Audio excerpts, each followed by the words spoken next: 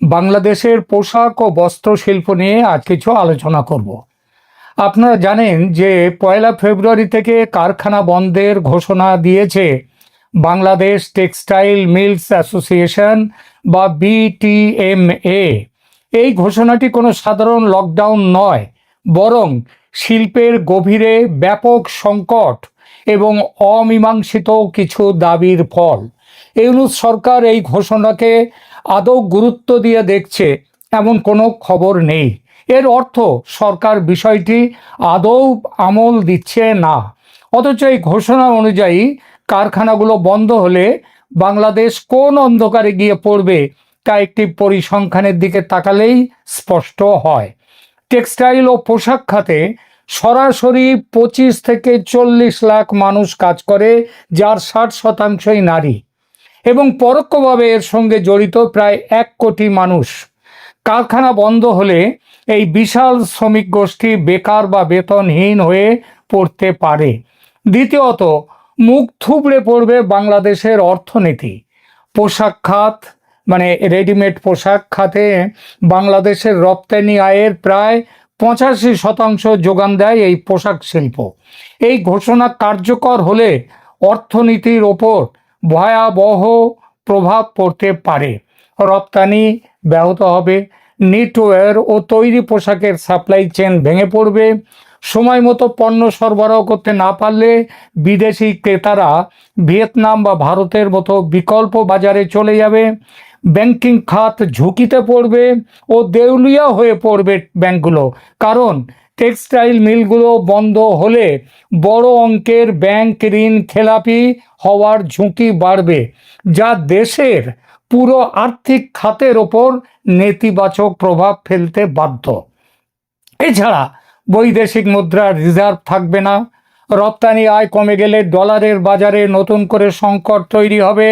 তখন বিদেশ থেকে যে এনার্জি পারচেজ করতে হয়, ডিজেল, পেট্রোল, বিদ্যুৎ এবং অন্যান্য, তারা এই সমস্ত জিনিসগুলো এই বাংলাদেশে আমদানি হতে পারবে না। তাহলে ফেব্রুয়ারি 2026 থেকে যদি পোশাক ও টেক্সটাইল খাতের এই শাটডাউন বা ধর্মঘট দীর্ঘায়িত হয়, তবে বাংলাদেশের জিডিপির ওপরে তার আঘাত আসবে। জিডিপি প্রবৃদ্ধিতে ভয়াবহ ধস নামার আশঙ্কা রয়েছে।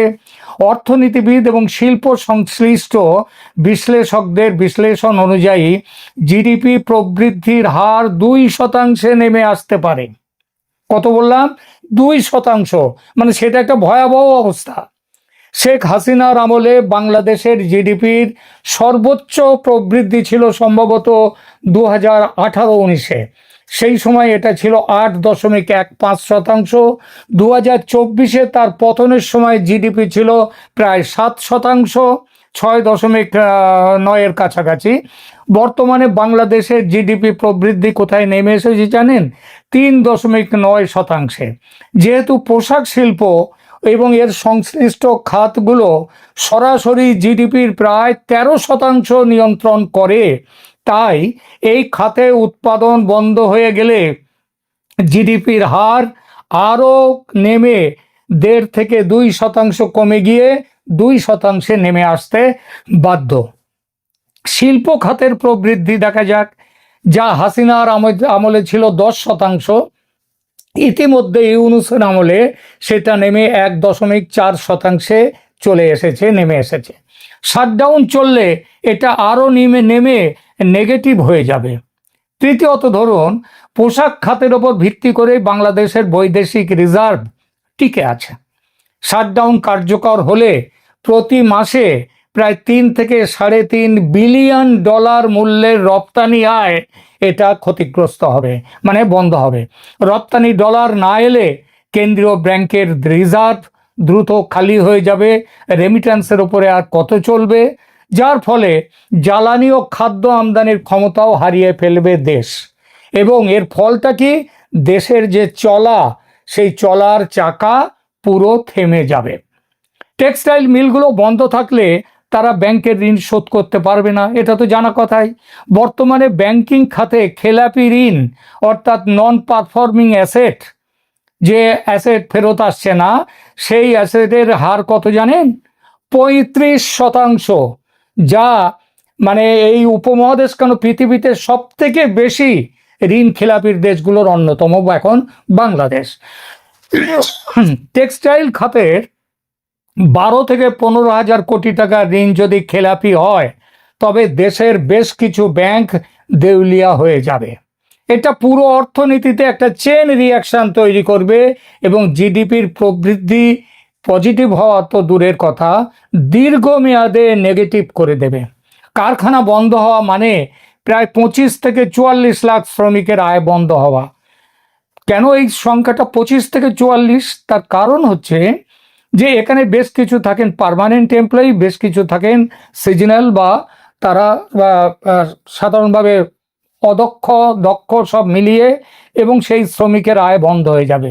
পরোক্ষে চাপ পড়বে 1 কোটি মানুষের ওপর। এই বিশাল জনগোষ্ঠীর ক্রয় ক্ষমতা যদি হারিয়ে যায়, তাহলে স্থানীয় বাজার সেগুলো ধসে পড়বে, আভ্যন্তরীণ চাহিদা কমে যাবে, জিডিপি প্রবৃদ্ধির চাকা পুরোপুরি থেমে যাবে। এই বিষয়টি প্রথমে দেখি, কেন এই হঠাৎ বন্ধ করার ঘোষণা? এটা কি নির্বাচনের আগে একটা চাপ দেওয়ার কৌশল? আমার মনে হয় সেটা একটা কারণ হতেই পারে, কিন্তু তার থেকে যেটা বড় কারণ সেটা হচ্ছে মালিকদের এই কঠোর অবস্থানের পেছনে প্রধানত 3টে কারণ রয়েছে। মালিকদের সংগঠন বিটিএমএ, তার দাবি হলো বিদেশ থেকে শুল্কমুক্ত সুবিধায় 10 থেকে 30 কাউন্টের সুতো আমদানি বন্ধ করতে হবে। তাদের মতে সস্তা আমদানি করা সুতোর জন্যে দেশের স্পিনিং মিলগুলো প্রতিযোগিতায় টিকতে পারছে না। বিদেশি ক্রেতারা বাতিল করছে এই সুতোর জন্যে, খারাপ সুতোর জন্য অর্ডার বাতিল করছে এবং বিপুল লোকসান দিচ্ছে শিল্প প্রতিষ্ঠানগুলো। দ্বিতীয়ত, মিল মালিকদের দাবি গত কয়েক মাসে টেক্সটাইল খাতে 12,000 থেকে 15,000 কোটি টাকার ক্ষতি তাদের সহ্য করতে হয়েছে। তারা ব্যাংকের ঋণ পরিশোধ করতে পারছেন না, এমনকি অনেক কারখানা তাদের যা ক্ষমতা সেই ক্ষমতার 50% সক্ষমতা নিয়েও চলতে পারছে না। এবং তৃতীয়ত, জ্বালানি ও নীতি এর যে সহায়তা ব্যাংক কারখানাগুলো পাওয়ার কথা সরকারের কাছ থেকে, সেটা পাচ্ছে না। গ্যাস সংকটের কারণে উৎপাদন ব্যাহত হচ্ছে এবং সরকারের কাছ থেকে কোনো রকম সহায়তা না পাওয়ার অভিযোগ তুলছেন মালিকরা। এই বিটিএম এর সভাপতি শওকত আজিজ রাসেলের মতে এটি কোনো হুমকি নয়, বরং সামর্থ্যের অভাবে কারখানা সচল রাখা অসম্ভব হয়ে পড়েছে বলে তারা এই ঘোষণা দিতে বাধ্য হয়েছেন। বিষয়টি নিয়ে সরকারের যে আদৌ কোনো হুঁশ আছে তা মনে হয় না। একটা দেশের সরকার যে কতটা কাণ্ডজ্ঞানহীন বা দায়িত্ব জ্ঞান শূন্য হতে পারে, সেটা অর্থনীতির অধ্যাপক তথা শান্তির নোবেল জয়ী মোহাম্মদ ইউনূসের শাসন দেখার আগে কল্পনায় আনা যেত না। শেখ হাসিনার হাতে গড়া উন্নতির পথে দৌড়ে চলা একটা দেশকে এত দ্রুত যে অবনতির অতলান্ত খাদের কিনারে নিয়ে আসা যায়, কিনারে আসা কেন, এখন তো খাদে ফেলেই দেওয়া হয়ে গেছে, সেটা জানার জন্য ভবিষ্যতের শিক্ষার্থীরা কিভাবে এমন একটা পারফরম্যান্স দিল ইউনূস সাহেব, তো সেটা শিখবার জন্য ভবিষ্যতের শিক্ষার্থীরা ইউনূসের শাসনকালকে কেস স্টাডি হিসেবে দেখবে। আসন্ন নির্বাচনে এর কি প্রভাব সেটা নিয়ে এখানে একটা বলার কথা একটুখানি ছুঁয়ে গেছিলাম। দেখুন, নির্বাচনের ঠিক 11 দিন আগে এমন ধর্মঘট বা বন্ধের ঘোষণা রাজনৈতিক অস্থিরতা তৈরি করবে, এটা জানা কথা। আর বাংলাদেশের অর্থনীতির ওপরে তো প্রতিক্রিয়া দেখবার আগে কি প্রতিক্রিয়া সেটা আরও অনেক ব্যাপার আছে এই বিষয়ে বলবার জন্যে। সেটা হচ্ছে বাংলাদেশের তৈরি পোশাক শিল্পের বাজার সেটা যে শেষ হয়ে যাচ্ছে, সেটা দেখতে গেলে আমাদের প্রথমে দেখতে হবে বাংলাদেশ তার তৈরি পোশাক কোথায় বিক্রি করে। আমেরিকায় 20% ট্যারিফ দেয়, আর অন্যান্য দেশের ক্ষেত্রে এর পরিমাণটা কত? দেখুন, 2024-25 অর্থ বছরের হিসাব অনুযায়ী বাংলাদেশ প্রায় 39.35, মানে প্রায় ধরুন 39 বিলিয়ন মার্কিন ডলার মূল্যের তৈরি পোশাক বিদেশে রপ্তানি করেছে। বাংলাদেশে পোশাকের সবচেয়ে বড় ক্রেতা কারা জানেন? আমেরিকা নয়, যদিও আমেরিকার জন্য তো সব রকমের গল্প হচ্ছে, এত আলোচনা, এত চুক্তি ইত্যাদি। সব থেকে বড় বাংলাদেশ পোশাকের বড় বা ক্রেতা হলো ইউরোপিয়ান ইউনিয়ন। গত বছর রপ্তানি হয়েছিল ইউরোপিয়ান ইউনিয়নে 19.37 বিলিয়ন ডলার, যা ছিল মোট পোশাক রপ্তানির বাংলাদেশের 50%-এর ওপরে, 50.34%। দ্বিতীয় স্থানে ছিল যুক্তরাষ্ট্র, তাদের মোট পোশাক রপ্তানির মূল্য ছিল 7.20 বিলিয়ন ডলার, যা মোট রপ্তানির 18.72%। তৃতীয় স্থানে যুক্তরাজ্য, ব্রিটেন, তাদের ওখানে রপ্তানির মূল্য ছিল 4.30 বিলিয়ন ডলার, যা মোট রপ্তানির প্রায় 11.25%। এছাড়া আরও অপ্রচলিত বাজার কিছু আছে, যেমন তাদের মধ্যে রয়েছে কানাডা আছে, জাপান আছে, অস্ট্রেলিয়া আছে, ভারত, দক্ষিণ কোরিয়া, এরাও কিছু কিছু পরিমাণে কিনে থাকে বাংলাদেশ থেকে তৈরি পোশাক। আমেরিকার সঙ্গে শুল্ক হার নিয়ে ইউনূস সাহেব, খলিলুর রহমানদের বৈঠকের শেষ নেই। শুল্ক 37 থেকে 20% নামাতে প্রকাশ্য চুক্তি, গোপন চুক্তি করে দেশকে মোটামুটি বিক্রি করে দেওয়া হয়েছে আমেরিকার কাছে, এটা আপনারা জানেন। সবচেয়ে বড় কথা, শুল্কের ব্যাপারে আসল পরিস্থিতি লুকিয়ে রাখা হচ্ছে। কীরকমভাবে জানেন? বাংলাদেশ স্বল্পোন্নত দেশ হিসেবে অধিকাংশ দেশে শুল্কমুক্ত সুবিধা পেলেও যুক্তরাষ্ট্রের ক্ষেত্রে পরিস্থিতি কিন্তু আলাদা। যুক্তরাষ্ট্রে আগে থেকেই বাংলাদেশি পোশাকের ওপর গড়ে প্রায় 15.5% সাধারণ শুল্ক কার্যকর ছিল। সেটা কিন্তু ওঠেনি। সম্প্রতি ট্রাম্প প্রশাসনের নতুন নীতি অনুযায়ী এর সাথে আরও 20% পাল্টা শুল্ক বা রেসিপ্রোকাল ট্যারিফ যুক্ত হয়েছে। তাহলে মোট শুল্ক কত দাঁড়ালো? বর্তমানে যুক্তরাষ্ট্রে পণ্য পাঠাতে মোট 35.5 থেকে 36.5% শুল্ক দিতে হচ্ছে। যদি একটু ব্যতিক্রম আছে, যদি কোনো পোশাকে অন্তত 20% আমেরিকার তুলো ব্যবহার করা হয়, তবে সেই পণ্যের ওপর এই বাড়তি 20% শুল্ক কার্যকর হবে না। বোঝা গেল? কিন্তু এত আলোচনা, চুক্তি ফুক্তি করে বাংলাদেশের ফায়দা কতটুকু হলো? একটু আগে যে পরিসংখ্যান দিলাম, সেখানে বোঝা গেল যে বাংলাদেশের তৈরি পোশাক রপ্তানির মাত্র 18% বা 7 বিলিয়ন ডলার যায় আমেরিকায়, অথচ তার প্রায় 3 গুণ 51% পোশাক রপ্তানি হয় ইউরোপীয় ইউনিয়নের দেশগুলোতে। প্রায় 12% পোশাক যায় ইংল্যান্ডে, ট্যারিফ সেখানে 0। কানাডা ও অস্ট্রেলিয়াতে বাংলাদেশি পোশাক যায়, সেখানে ট্যারিফ 0। এই সব দেশের বাজার ধরে রাখার জন্য ইউনূস সরকারের কোনো নজর আছে কি? দেখেছেন এ পর্যন্ত? না। আর এই নজর না থাকার পরিণাম কি হতে চলেছে, সেই প্রসঙ্গে এবার দুটো কথা বলি। দেখুন, ইউরোপীয় ইউনিয়ন এবং যুক্তরাজ্য, বাংলাদেশ, এই দেশগুলোতে এভরিথিং বাট আর্মস এই সুবিধের আওতায় বর্তমানে 0% শুল্কে পণ্য রপ্তানি করে। তবে 2026 সালে বাংলাদেশ এলডিসি থেকে উত্তরণ করলে এই সুবিধা সরাসরি আর থাকবে না। তখন জিএসপি প্লাস সুবিধার জন্য আবেদন করতে হবে এবং তার জন্য শুল্ক দিতে হবে। কানাডা ও অস্ট্রেলিয়ায় এই শুল্ক এখন বর্তমানে শুল্কমুক্ত, কোটামুক্ত প্রবেশ অধিকার আছে। কিন্তু এরপরে বাংলাদেশ যখন এলডিসি মানে লো ডেভেলপড কান্ট্রি থেকে ওপরে উঠবে, 2026 সালে বিশ্ব ব্যাংকের হিসাব অনুযায়ী বাংলাদেশের এলডিসি হওয়ার কথা, এটা শেখ হাসিনার আমলের হিসাব। তো সেই অনুযায়ী যে এলডিসি থেকে উপরে উঠবে, সাথে সাথেই তারা শুল্ক আরোপ করবে। যুক্তরাষ্ট্র শুধু বাংলাদেশের মানে বর্তমান যে চ্যালেঞ্জটা তার মানে হয়ে গেল, সেটা হচ্ছে আমেরিকায় শুল্ক বৃদ্ধি পাওয়ায় বাংলাদেশি পণ্যের দাম সেখানে বেড়ে যাচ্ছে। ফলে ক্রেতারা কম দামি বিকল্প খুঁজছে। অন্যদিকে 1 ফেব্রুয়ারি থেকে যদি দেশের অভ্যন্তরীণ মিলগুলো বন্ধ হয়ে যায়, তবে কাঁচামালের সংকটে পড়ে রপ্তানি আদেশগুলো সময় মতো পূরণ করা অসম্ভব হয়ে পড়বে। এর ফলে ইউরোপ বা আমেরিকার বাজারে বাংলাদেশ তার দীর্ঘদিনের অবস্থান হারাবে।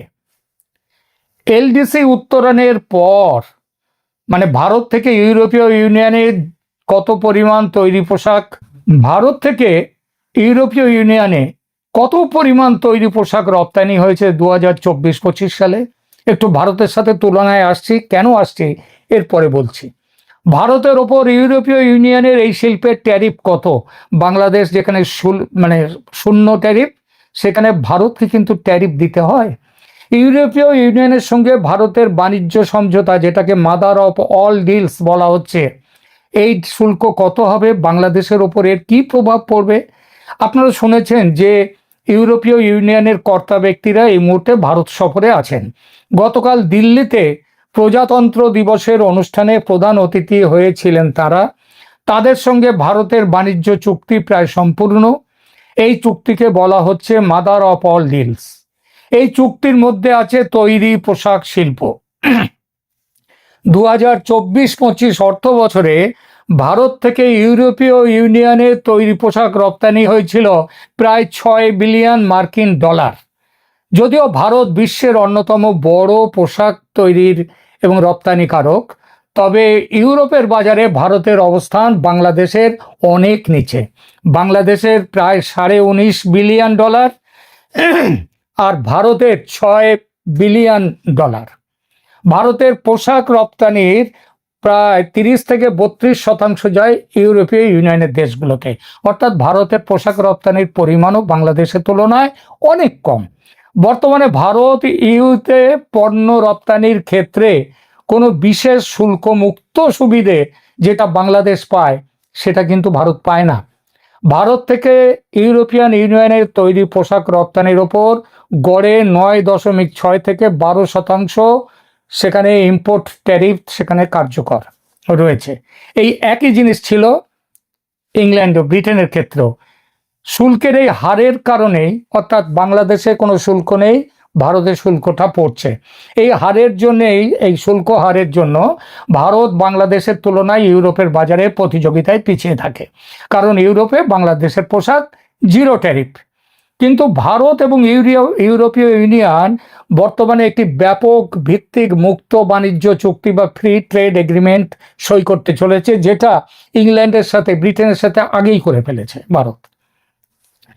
ইউরোপীয় ইউনিয়নের সঙ্গে এই চুক্তিটি স্বাক্ষরিত এবং কার্যকর হলে ভারতের তৈরি পোশাকের ওপর আরোপিত বর্তমান প্রায় 9.6 থেকে 12% শুল্ক কমে গিয়ে চলে গিয়ে 0% নেমে আসবে। আর এটি কার্যকর হলে ভারত ইউরোপের বাজারে শুল্কমুক্ত প্রবেশাধিকার পাবে, যা তাদের রপ্তানি সক্ষমতা বাড়িয়ে দেবে বহুগুণ। ভারতের এই বাণিজ্য চুক্তি বাংলাদেশের জন্য একটা বড় দুশ্চিন্তার কারণ ভারত শূন্য শুল্কের আওতায়। তবে এর চেয়ে বড় ভয়ঙ্কর আরও একটা কারণ আছে। বাংলাদেশ বর্তমানে, ওই যে বললাম একটু আগে, এলডিসি বা লো ডেভেলপড কান্ট্রি হিসেবে এই শূন্য শুল্কের সুবিধা পায় ইউরোপ এবং পৃথিবীর অন্য অনেক দেশে। ভারতে যদি একই সুবিধে পেয়ে যায় ইউরোপীয় ইউনিয়নে, তবে ভারতের বিশাল কাঁচামাল, তুলো ও সুতো এবং সস্তা বিদ্যুৎ সুবিধের কারণে তারা বাংলাদেশের বাজার দখল করে নেবে।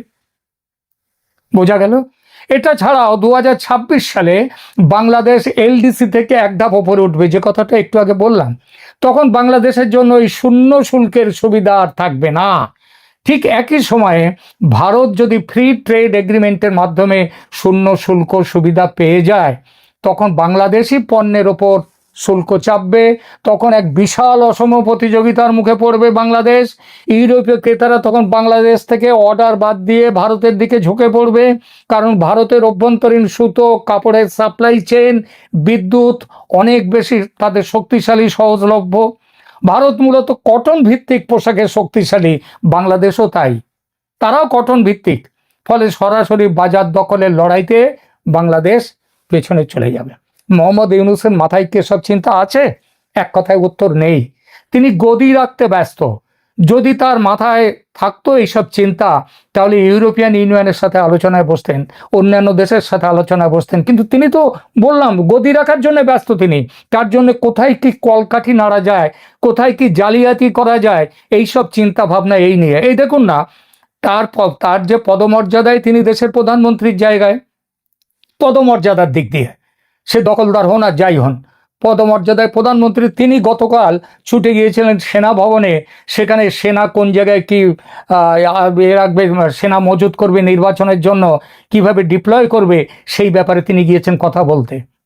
তার মানে কি, তার কাছে খবর আছে যে সেনা অন্যরকম কিছু করতে পারে, জামাতকে না জেতাতে সেনা অন্যরকম ব্যবস্থা নেবে, সেই জন্য তিনি গেছেন। এই কথা কিন্তু আমি গতকালকের ভিডিওতে এই কথাগুলো বলেছি।